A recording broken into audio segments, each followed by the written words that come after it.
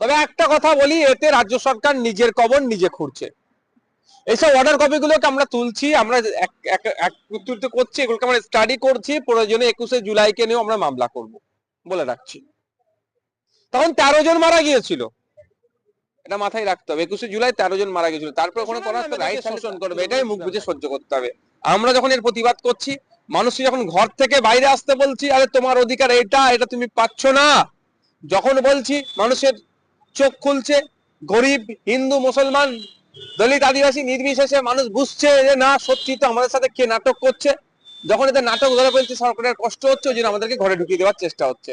মূলত আপনার বিরুদ্ধে অভিযোগ কি ছিল? রাজ্য সরকারের যে উকিল ছিল, সেই উকিলগুলো কি যুক্তি দিয়েছে যে উনি গেলে কি হতে পারে? সেই জন্য দেখুন, আমি আপনাদের বলি, আপনারা ওটা তো লাইভ চলে, আপনারা দেখতে পারেন যে এই কোর্টের যখন এটা চলে, জাজের ঘরে যখন চলে, কোর্টে তো আপনি লাইভ লাইভ দেখতে পাবেন কি বলেছে। আমি আপনাদের বলে রাখি, 2023 সালের একটা ঘটনাকে কেন্দ্র করে বারবার আমাদের আটকানোর চেষ্টা হচ্ছে। তবে একটা কথা বলি, এতে রাজ্য সরকার নিজের কবর নিজে খুঁড়ছে। এইসব অর্ডার কপি গুলোকে আমরা তুলছি, আমরা একত্রিত করছি, এগুলোকে আমরা স্টাডি করছি, প্রয়োজনে 21শে জুলাইকে নিয়েও আমরা মামলা করব বলে রাখছি। তখন 13 জন মারা গিয়েছিল, এটা মাথায় রাখতে হবে। 21শে জুলাই 13 জন মারা গিয়েছিল, তারপর ওখানে করার তো রাইট তাহলে তৃণমূলের কিভাবে থাকে? আর আমাদেরকে বেল দিয়েছিল, নওশাদ সিদ্দিকী বেল পেয়েছে, সেখানে কোনো আমার ইনভলভমেন্ট নাই বলে আমি বেলটা পেয়েছি।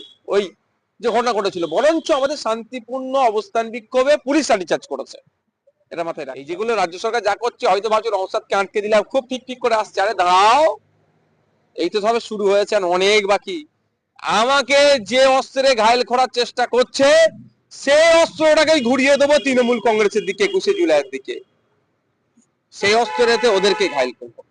আমাদের রাজ্যের মন্ত্রী, নেতা, এমএলএ তারা জেল খাটছে, এখনো জেলে রয়েছে, তাদের বিরুদ্ধে বহু মামলা রয়েছে। আমি নাম এই বিষয়ে আমার থেকে রাজ্যের পুলিশ মন্ত্রী তথা রাজ্যের মুখ্যমন্ত্রী মমতা ব্যানার্জি মহাশয়া ভালো বলতে পারবেন।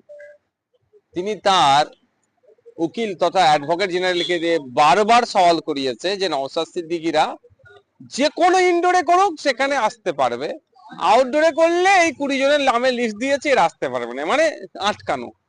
এটা নওশাদ সিদ্দিকীকে আটকানো হচ্ছে না, এটা হচ্ছে দলিত আদিবাসী মুসলমানদের নিয়ে সংগঠিত করার যে চেষ্টা করছি, তাদের জন্য যে প্ল্যাটফর্ম তৈরি করার চেষ্টা করছি, তাদের অভাব অভিযোগ, তাদের অধিকারের কথা বলার জন্য যেটা তৈরি হচ্ছে, সেখানে আটকাতে হবে, এটা হচ্ছে মেন বিষয়।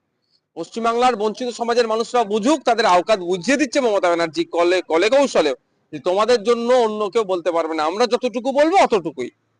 দেখতে পাচ্ছি তো, দেখেন না, সাজ্জাদ কালীকে এনকাউন্টার, আমি মনে করি এটা ভুয়ো এনকাউন্টার। আমি মনে করি এটা বিচার বিভাগে তদন্ত হলে সঠিকটা বেরিয়ে আসবে।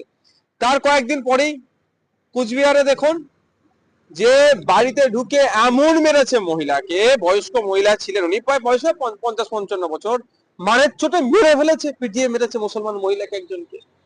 আবু সিদ্দিককে তো মামলা আমরা চালাচ্ছি, কোর্টে চালাচ্ছি, দক্ষিণে বলছি এই ধরনের ঘটনা ঘটেছে। এইগুলো বলা, বিদ্যুৎ মন্ডলকে খুন করলো, তার কথা বিধানসভায় তোলা, আনিসকে খুন করেছে, তার কথা বিধানসভায় তোলা।